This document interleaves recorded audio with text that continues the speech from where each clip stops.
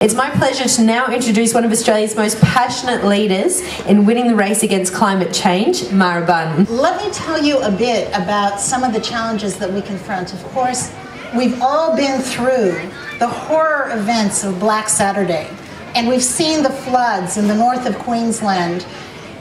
One of the challenges is to recognize that warming atmospheres gradually change our climatics. Between the 60s and the 90s, the number of severe weather events has increased by 4.5 times. And that's floods, fires, storms. It's not well known, but over the last 10 years, there's been a 300% to 400% increase in Category 5 cyclones in the North Atlantic. And the NASA scientists fear that the same may be happening in this part of Australia. I guess for those of you who were, close to emergency services, when Cyclone Hamish hovered off the coast of Queensland not too long ago, that was a Category 5 cyclone. It was significantly more intense than Cyclone Katrina. If that had hit our shores, it would have been an unprecedented level of damage for Australians. So we need to begin to prepare. And let me tell you a fact that kept me awake at night when I first learned this about 1.5 years ago from a wonderful guy called Greg Scroop at Brisbane City Council. Our surge capacity in Australia to deal with extreme weather is emergency volunteers. We have 500,000 emergency volunteers working for agencies like Red Cross, SES, Rural Fire Service, the wonderful St. John people that are out in the back. Do you know what the average age is? For some of these agencies, the average age is over 60. Nationally, for the entire 500,000 base, the average age is over 50. So we have to really reach out to generations like Ayla's to get them inspired to actually help our communities build resilience through the challenges ahead. So now I want to introduce Ayla Curtis. Ayla is 22 years old. She's a UQ graduate. And Ayla, when did you join the SES and why? I joined in September last year because I wanted to be able to help my community. I knew climate change was going to have massive impacts on my community, and I knew that I just wasn't prepared. Okay. And you've become part of something called the Extreme Weather Heroes program. Extreme Weather Heroes is actually the world's first social network for emergency volunteering. And tell us a little bit about it, Ayla. Greenfest Australia has chosen 5 young emergency service volunteers just to tell their stories online, to inspire other young people to join an emergency service, basically. And I tell through blogs and photos and videos about what I do with the SCS, like my training that I've done so far and activations that I've been on, the other hero.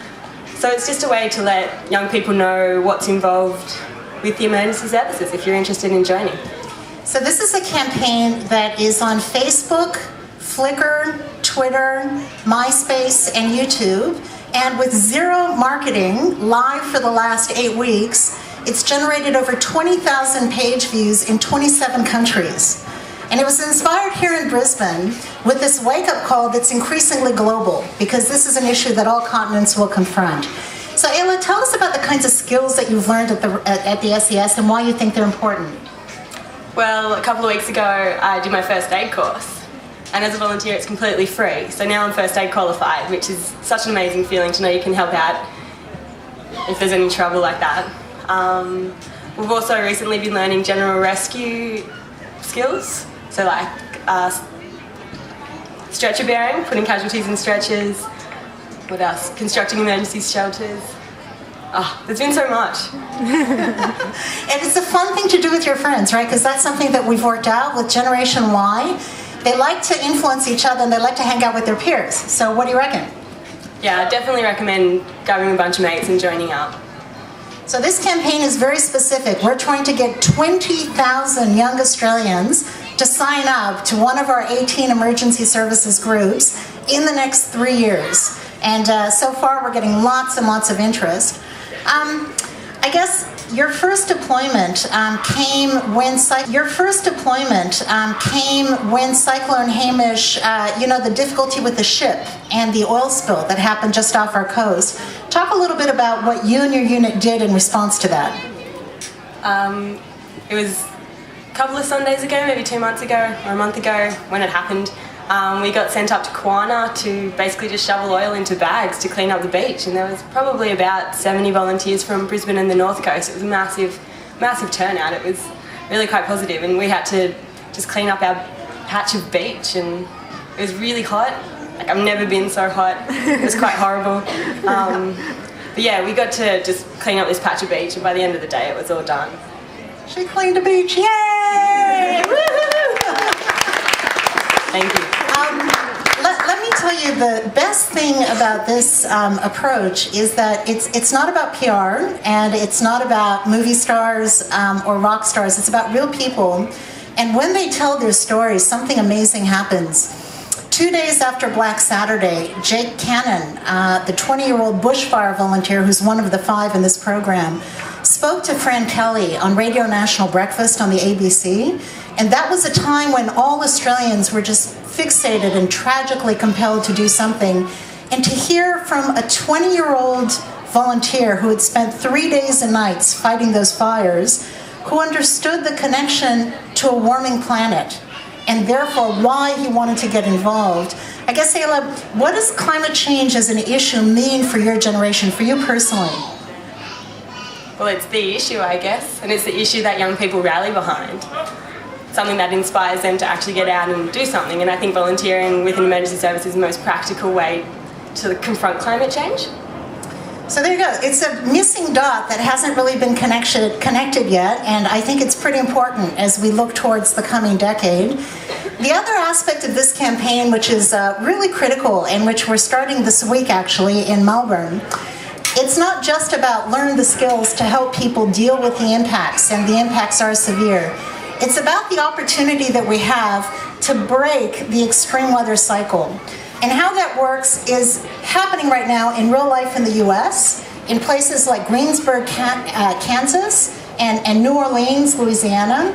And the concept is very simple. When we cope with extreme weather and so many houses, schools, and buildings are devastated, it's the perfect opportunity to build it back green. And our office in the US is catalyzing a massive initiative in New Orleans. It's been at it for the last 2 years. And we aim to do the same thing in Victoria. Ayla, you know, how important is that to you? Do you think it's important to have this message of hope as well as being there? Definitely. I think the climate change message just fills people with fear and kind of paralyzes them, because how do you fight it? But if you start to break the cycle, or as Amara was telling me earlier, that the extreme weather effects that we're feeling now is actually because of the pollution that was emitted 30 years ago. So we've got to break the cycle now, so in 30 years we're not doing this to the younger generations. So it's very important to rebuild green, and post-disaster, after disaster events is the best time to do it. Okay, so why are we here with Greenfest? And I guess it's not an obvious connection, but the next stage of this campaign is basically about engaging with young people at music festivals, because that's where they are. And it turns out that Greenfest is going to have 50,000 young people here in the Botanical Gardens. And we're organizing something quite kind of special and sensational, where Ayla and her team are going to get on the stage before all the major music and movie events and actually talk about what is happening to our weather and why young people have to get behind emergency volunteering. And I guess it's kind of daunting, 50,000 people. Ayla, are you up for it? Terrified. It sounds like fun. I'll give it a go. Sounds like fun. That's right. She'll give it a go. And the best thing is, if we pull this off, and of course we will, because of people like Ayla and her Western group and all the fantastic young volunteers already involved, we are going to take this to Big Day Out. So right around Australia, in Sydney, Melbourne, Perth, Adelaide, we will go to the big rock concerts and hit the stages with young volunteers with this message. So thank you very much, and can you please thank Ayla for the amazing example that she's posing.